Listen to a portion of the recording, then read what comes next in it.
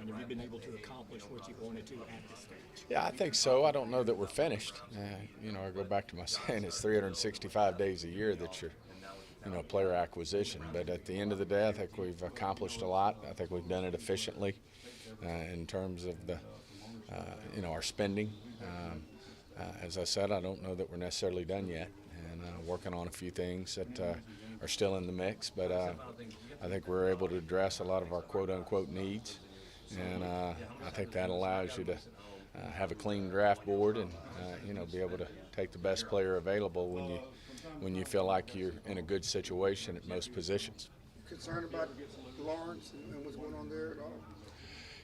Not really. I mean, we've historically been able to sign our players, and we'll see. I mean, it's a negotiation. Those things can take time. At the same time, we're motivated to get something done, and hopefully, at some point we'll get some momentum going. Right now, we're, probably the best way to describe it's at an impasse. We're apart, but certainly optimistic. I mean, no one thinks more of DeMarcus Lawrence than we do. He represents what we want on our football team in terms of the way he plays the game. Certainly plays it at a high level, and we'll continue to chop wood. All negotiations are different, but do you not want to get into the situation you had with Dez where it goes down to July 15th? I mean, isn't there a chance for more negative than positive in that scenario? Yeah, I mean, we're motivated to do it right now. I mean, we were motivated to do it before we put the tag on it. But, at the same time, we have some conviction of the range he should be in terms of his compensation, and sure they have some conviction on what they're asking for. So I'm not being critical, but therein lies the root of the negotiation. Does the fact that, obviously him needing shoulder surgery, does that put another artificial deadline on? If we want to get it done, both sides want to get it done, we need to get it done in time for him to be ready for the start of the season. There's no point of doing it late if he's not going to be ready for the start of the season. I just think I think we've said what we can say on the negotiation, not going to get into any more detail than what I've just spoken to. Does that hold you up with trying to take care of Dak? No. Okay, so you can still. Okay. Each negotiation's, in its own place. I mean, if we could get Dak done today, we would. If we could get Amari Cooper done today, we would. So I think, I wouldn't necessarily say that one has to come before the other. We'll just see how each of those negotiations proceed. You've said before that in situations like this, not necessarily DeMarcus, but just players, you assume the worst case scenario. Remember you said that about Randy, you don't want to count on him being there. With that in mind, I mean, the way your defensive ends are right now, whether it's DeMarcus, whether it's Randy, I mean, do you feel comfortable with that position just with what you have available right now?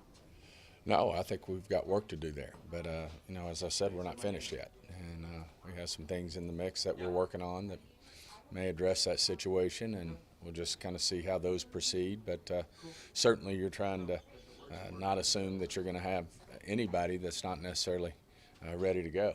And I think that's the way we're proceeding now in terms of, what we're looking at in terms of trying to get some other things done. Are you and Lawrence now basically, where we are, we know where you are, let's just get back to this when we have some movement, or are you continuing to kind of work on some other aspects? We're going to continue to try to move the ball forward and see if there's some common ground we can find. I mean, I'm certainly not just going to draw any lines in the sand, and we hadn't. No bright lines so far. We've just been apart, and hopefully we can continue to come up with some creative ways to maybe create some common ground. I love that. So when you look at the top two, I mean, what's happened there, I mean, it's like Von Miller and Khalil Mack has a vast difference in guarantees. Yeah, So and averages. And averages, yeah. I mean, you got the top two guys at the top, and I'm sure that's why we're struggling here a little bit. Is it's there's such a a wide gap. It's delta which between the top two guys and where the rest of the edge rushers and pressure players have been paid up to this point. On the replay, where you guys are at on that with this situation? This has been a challenge, if you will. But, at the end of the day, there's been a lot of work put into this. I think, everybody's done a good job of listening to ideas and ways to improve our game. And certainly when you have a mistake, as big as the you know, as big as the one was in the New Orleans game, you certainly are looking for ways to, you know, to improve on that and have that not happen again. So, you know, we just finished another hour-and-a-half long session, and, you know, we're trying to get, you know, just like a negotiation, you're trying to get some common ground that can work for everybody. Hopefully, the committee just came up with something that maybe can satisfy, you know, the entire membership, and I think we've come up with something we think we all can support 8-0. Can you talk about Garrett's speech and how that impacted things? And Well, you know, Jason's always done a great job of, you know, being able to verbalize, you know, what a lot of people feel, and I think he certainly did a great job of, I think, at the end of the day, summing up, you know what a lot of coaches feel, what a lot of our membership feels, and you know, I think it was well done on his part, and I think at the same time it's just been, you know, the competition committee trying to put into place something that works for everybody and addresses concerns that people may have a problem with, in particular, you know, the unintended consequences that come with, that can come with being too aggressive. what did you guys come up with? We'll see. Jason said what he talked about was different than what was on the table. Did y'all mail some of that to the new proposal? We think we may have. Okay. I think we're trying to, you know, like I said, get to some common ground that gets everybody in a comfortable place. We'll see what everybody thinks of what we've come up with. What's the biggest mental hurdle for people to get over, or the thing they wrestle with is the whole slippery slope argument, where if you start addressing a non-call, you can't do that. I mean, they tend to go to the absolutes. You know what I'm saying? We can only address calls that are made. Is that one of the biggest one of the obstacles? great things about our replay system, and why I think it's, you know, for the most part withstood the test of time, is, you know, it really, I think at the end of the day, restricts, you know, overuse, if you will, or, you know, lots of game stoppages. There's a limitation as to how many challenges you can have. So I think, you know, there's probably some real strong feelings that you know, you have to operate from within that system. And hopefully we were able to address some of the needs of what the coaches had come up with and keep it within our replay system. So you'll present that, it came out 8-0, and you'll present that proposal Here shortly. to the ownership this afternoon. Here shortly. Will they vote this afternoon? Or? We'll see. Could vote to table, so. I mean, we could vote to table and do more work on something. I mean, you know, a lot of it will depend on the feedback from membership. Randall Cobb, what does he give you different than Beasley, and why was he important?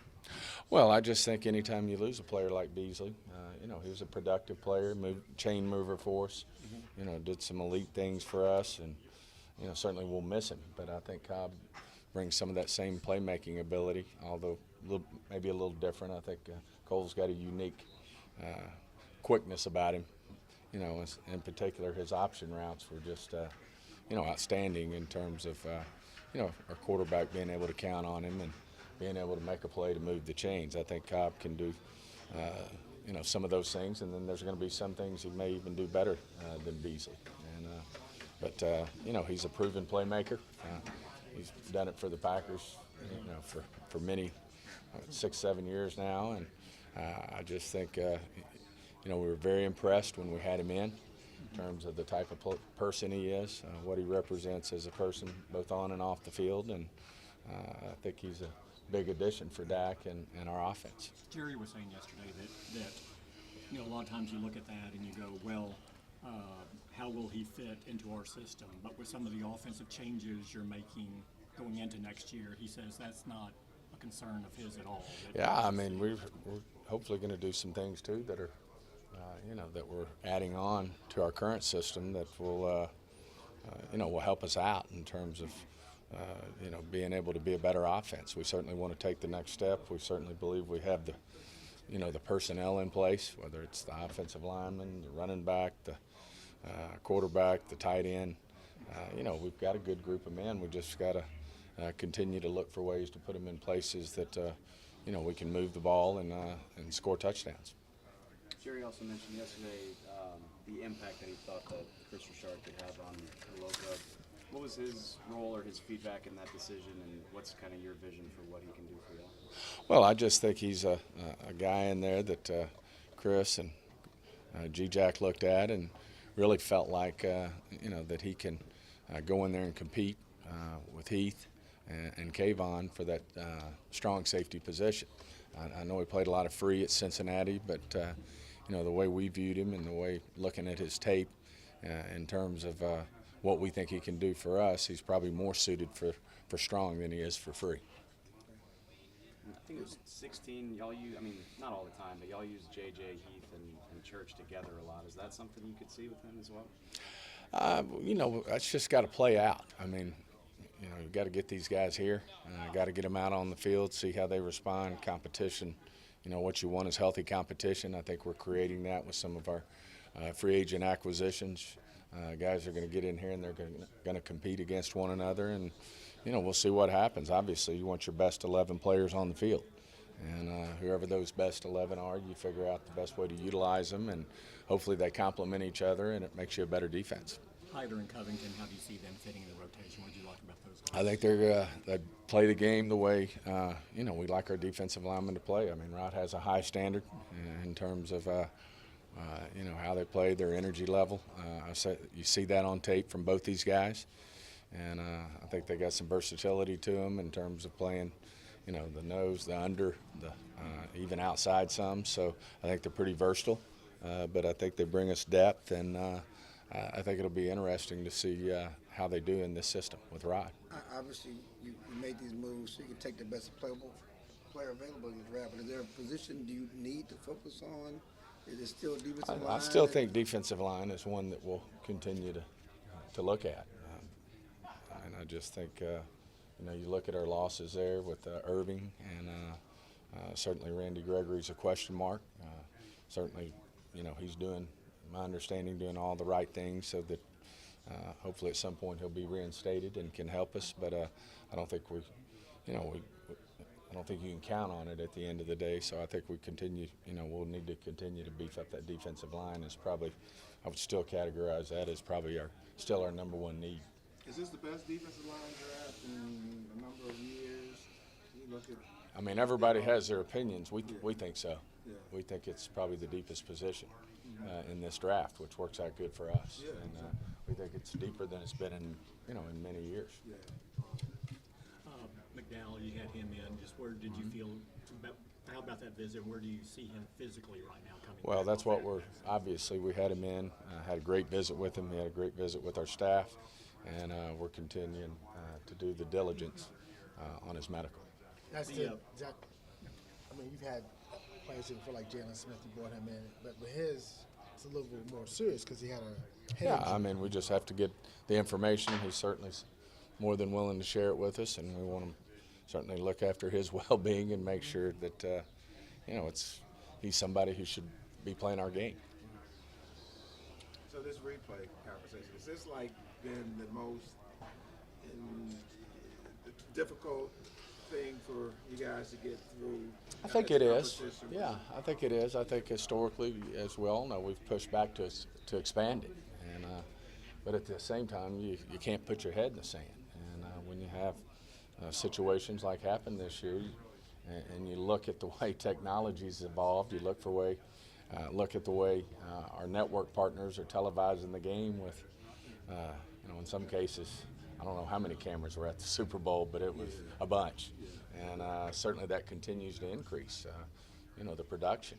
And so when, you start to have these kind of looks, I think you have to evolve. And I think that's been a little bit of the challenge here is just, getting convicted that we need to do something. And if you're going to, how do you do it the right way? Has there ever been a thought about adding another official in the booth for replay? It's been looked at, yes. You think that's something that you might vote on here or might table that, or in terms of? I'm ahead of this. We can talk about this after the meetings are over, but I don't want to get ahead of the committee, and I think it's only fair that the membership should see, should get to see what we've talked about the past hour and a half before we start talking about it in the media. A lot is you go back a few years ago with Dez on the catch, no catch. Part of your argument was if you're sitting in a bar and everyone in that bar watching that game says that's a catch, that's something we need to address. You kind of apply that same principle to what happened in the New Orleans game. Sure. I mean, that was part of Jason's speech, if you will, is here you got a great football game, an epic football game, and everybody enjoyed it. But when it's over, rather than talking about how great the game was, everybody was talking about, you know, is the wrong team in the Super Bowl or not, and you know, and the call, and you know, you don't want that to be, you know, at the end of the day, the focus of the storyline of a great football game like that. And certainly, you know, that's what the competition committee's been working on, is how do we, you know, how do we change that to where hopefully you don't have that issue in the future. Now, you're never going to be perfect. You're never going to fix everything. And, you know, I'm sure we'll be sitting here. If it's not next year, it'll be sometime soon where you're when you're addressing another issue. But you know, that's part of the world we live in. Room received his talk well. Jason's? Absolutely. I mean, I think it's hard to argue with anything that he said. I mean, it was, you know, it was well done.